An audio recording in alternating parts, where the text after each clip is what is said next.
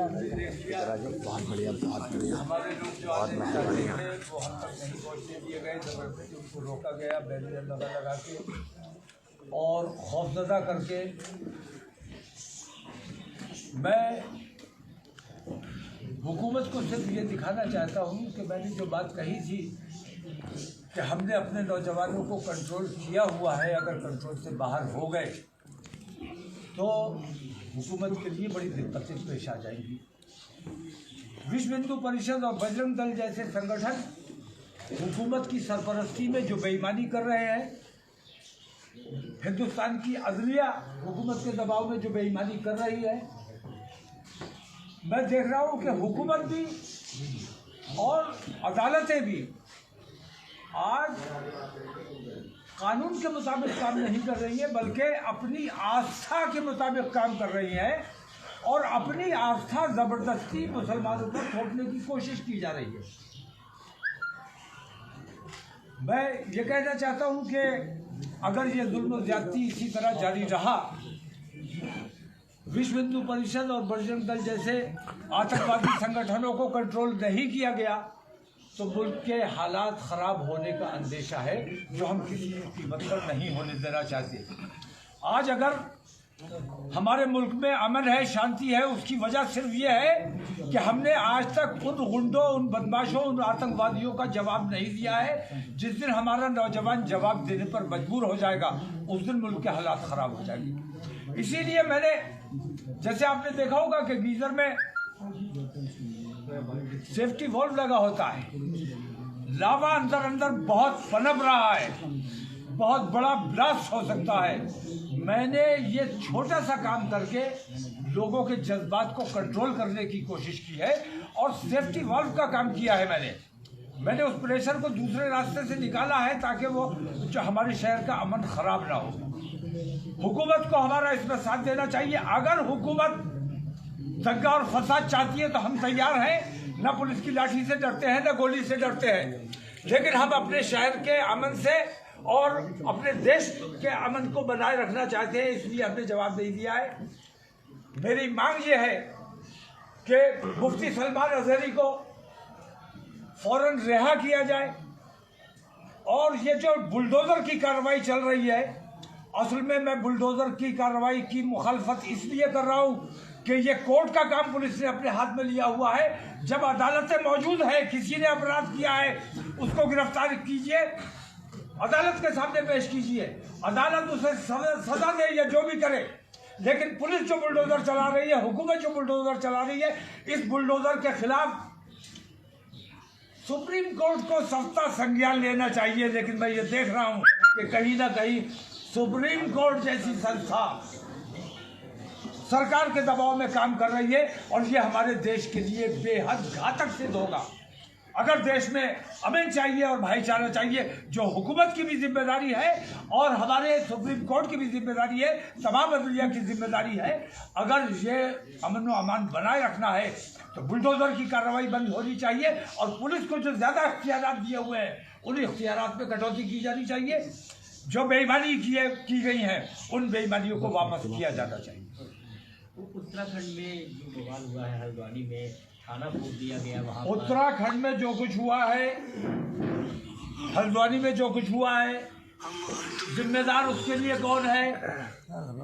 धामी पागल हो चुका है। उसने ये देखा कि नरेंद्र मोदी ने, जब वो मुख्यमंत्री हुआ करता था, तब उसने गोधरा कांड कराया, फसाद कराया, मुसलमानों का कत्लेआम कराया, प्रधानमंत्री बन गया। तो अब ये छोटे छोटे मेंढकियों ने भी पैर बढ़ाना शुरू किया है कि नरेंद्र मोदी प्रधानमंत्री बन गया तो हम भी मुसलमानों को सताएंगे, तो शायद हम भी प्रधानमंत्री बन जाएंगे। ये तरीके जो है, ये हमारे देश को बर्बाद करने का काम कर रहे हैं। अब किसी किस्म का बुलडोज़र बर्दाश्त नहीं किया जाएगा। हम जितना अपने नौजवानों को कंट्रोल कर सकते थे कर चुके हैं। अब हल्द्वानी में जो रिएक्शन दिया गया है, उसके नतीजे आपने देख लिए। अगर जबरदस्ती वहाँ बुलडोज़र ना चलाए, धामी उसका जिम्मेदार है, धामी के खिलाफ FIR होनी चाहिए, उसे गिरफ्तार किया जाना चाहिए और जिन लोगों की वहाँ संपत्ति नष्ट हुई है उन लोगों की संपत्ति धामी की जायदाद जब्त करके उससे उसकी भरपाई की जानी चाहिए। अजय, हल्द्वानी में पुलिस के द्वारा मारे गए 6 लोगों के बारे में भी सामने रिपोर्ट आई है, जहां पे मैं रिपोर्ट करके आ रहा हूं कि 6 लोगों को शहीद कर दिया गया होगा। पुलिस ने सीधे गोली मार के। पुलिस सीधे ही गोली मारेगी, पुलिस पैर पे गोली नहीं मारेगी। पैर पे गोली मारी जाती है बचाने के लिए, सीधे पे गोली मारी जाती है, माथे पे गोली मारी जाती है मार डालने के लिए। और पुलिस, हुकूमत, हिंदूवादी संगठन, अदलिया, ये सारे के सारे आज हिंदुत्व की लाइन पर काम कर रहे हैं और मुसलमानों को हिंदुस्तान से ख़त्म कर देना चाहते हैं। लेकिन हिंदुस्तान की रग रग में मुसलमान बसता है, इसको हटाया नहीं जा सकता। और रगों से अगर खून खींच लिया तो बचेगा क्या? और जिस तरह हिंदुस्तान की नस नस में मुसलमान है, उसी तरह मुसलमान के हर दिल में, मुसलमान की नस नस में हिंदुस्तान बसता है। हम अपने देश में अमन चाहते हैं, शांति चाहते हैं, भाईचारा चाहते हैं। और अगर तुम फसाद करना चाहते हो तो हम फसाद करने के लिए तैयार हैं। हुकूमत रेफरी बने, हमारा तुम्हारा पंजा लड़ाया जाए, देखें कौन जीतता है।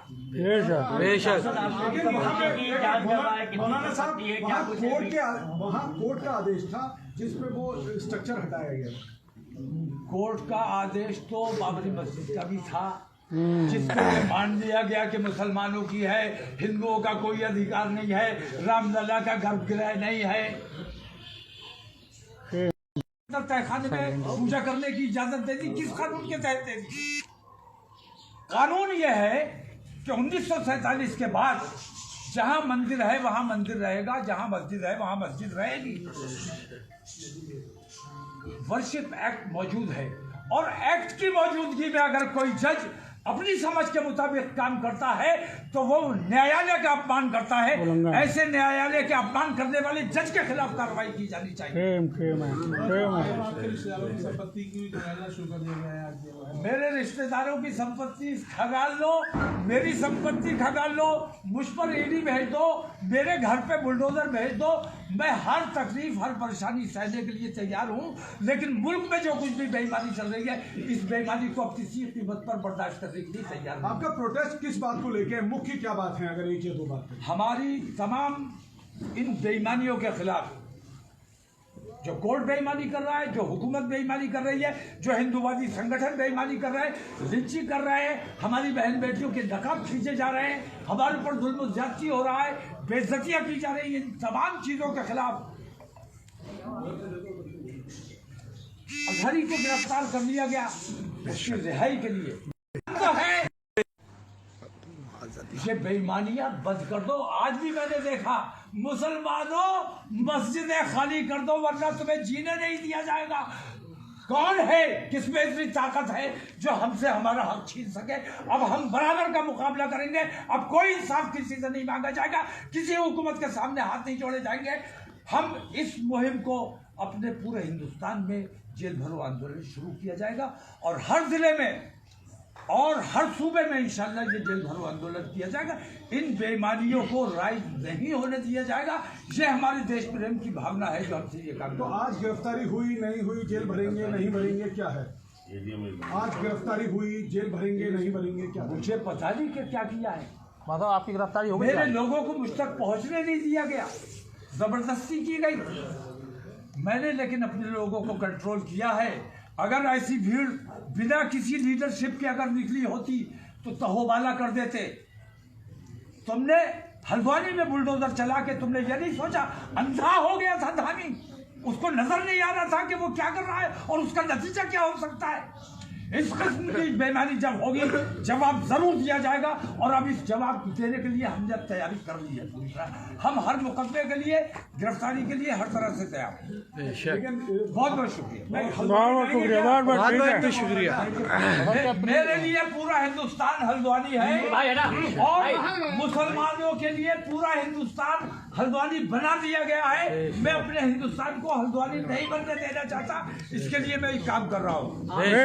आपकी जान को भी खतरा है? मेरी जान को मेरी जान की हिफाजत करने वाला मेरा अल्लाह है। हम बेशक, इंशाअल्लाह जरूर, इंशाअल्लाह जरूर, बेशक अल्लाह के हाथ में है, बंदे के हाथ में नहीं। बेशक बेशक, इंशाअल्लाह जरूर। वापस मिली आपको क्या? सुरक्षा वापस मिली आपको? जो कल ले ली ये सुरक्षा किसी गलतफहमी या दबाव बनाने के लिए वापस ली गई थी, वरना मैंने कई बार अपनी सुरक्षा वापस करने के लिए कहा कि मुझे जरूरत नहीं है, मेरा अल्लाह मेरी हिफाजत करने वाला है, जब तक अल्लाह चाहेगा काम देगा तब तक मैं जिंदा रहूंगा। लेकिन उन्होंने मेरी सुरक्षा लेने से इनकार ये कह के कर दिया कि आपकी जान को खतरा है, हम आपके लिए सुरक्षा नहीं दे रहे बल्कि हम अपनी आसानी के लिए सुरक्षा दे रहे हैं। अब आगे क्या सवाल योगी अब जेल जाएंगे या नहीं? जेल भरो आंदोलन हमारा ये जारी रहेगा। हमारी मांगों पर अगर गौर नहीं किया गया, इन बेईमानियों को राइज रखा गया, इन बेईमानियों को नहीं रोका गया, कोर्ट ने अपने मान सम्मान का ख्याल नहीं किया और इसी तरह बेईमानी के यानी बेईमानी की इंतहा ये देखिए कि एक जज रिटायर होने से एक दिन पहले फैसला देता है कि पूजा की इजाजत दी जाती है। इससे बड़ा अन्याय क्या कर सकता है? अदालतों का अपमान करने का काम जजेस कर रहे हैं जो अपनी आस्था की बुनियाद पर काम कर रहे हैं। वो जज जिन्होंने बाबरी मस्जिद का फैसला किया, उन्होंने रिश्वत लेकर राज्यसभा ले ली, उन्होंने रिश्वत लेकर गवर्नर ही ले ली। ये क्या अन्याय नहीं है? ये क्या बेईमानी नहीं है? ये क्या कोर्ट का अपमान नहीं है? इन तमाम अन्याय और इन तमाम अपमानों का हिसाब किया जाना चाहिए। हुकूमत को भी चाहिए कि सबका साथ और सबके विकास की बात करते हो, झूठ बकते हो, तुम अपने जुमले पर गौर करो, सबका साथ और सबका विकास रखो। हमें तुम्हें से कोई स्पेशल अटेंशन नहीं चाहिए, लेकिन हमें छेड़ने की कोशिश मत करो। हम बहुत छेड़े जा चुके हैं, अब हम छेड़े जाने के लिए तैयार नहीं है। अब अगर छेड़ोगे तो हम भी तुम्हें नहीं छोड़ेंगे। योगी जी ने जो बयान दिया, एक आखिरी सवाल, योगी जी ने जो बयान दिया सदन में, उस पर क्या कहेंगे? योगी जी ने कहा मथुरा के लिए भी थोड़ा कहा।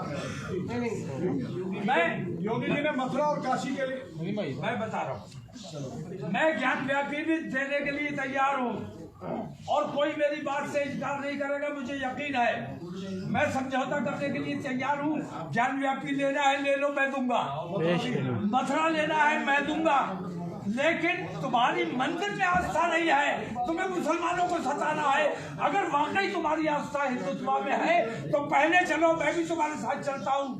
पहले कैलाश मानसरोवर कमजोर मुसलमान को दबाता है, चीन के सामने नतमस्तक हो जाता है। चल तेरे साथ चीन, हम चलने को तैयार है। कैलाश मानसरोवर को आजाद कराओ, हम तुम्हें ज्ञानव्यापी भी दे देंगे ये समझ के कि तुम्हारी आस्था है। हम तुम्हें मथुरा भी दे देंगे, लेकिन तुम्हारी आस्था सिर्फ इसमें है, तुम्हें किसी मंदिर से कोई मतलब नहीं है। झूठ बकते हो तुम, झूठ बकते हो। तुम्हें मंदिर में आस्था है, अगर मंदिर में आस्था है तो पहले कैलाश मानसरोवर कराओ, आजाद कराओ। उसके बाद हम जब ये देखेंगे कि वाकई तुम्हारी आस्था है, हम ज्ञानव्यापी भी छोड़ देंगे, हम मजहब भी करेंगे।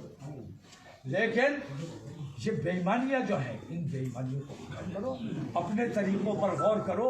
क्या हिंदुस्तान की ये सभ्यता है जो तरीके तुमने अख्तियार किए हुए हैं? क्या अदालतों का ये तरीका है जो तुम लोगों ने अख्तियार किया हुआ है? अदालत तमाम मजहब से ऊपर, तमाम बिरादरियों से ऊपर, तमाम चीज़ों से ऊपर उठकर कानून के मुताबिक फैसला करती है, और जो कानून का उल्लंघन कर रहा है वो अपराधी है, वो चाहे जज हो या एक रिक्शा वाला हो। अपराध करने का काम अगर जज कर रहा है तो वो उतना ही बड़ा अपराधी है जितना एक मामूली रिक्शा वाला जो कानून तोड़ने का काम करता है वो अपराधी है।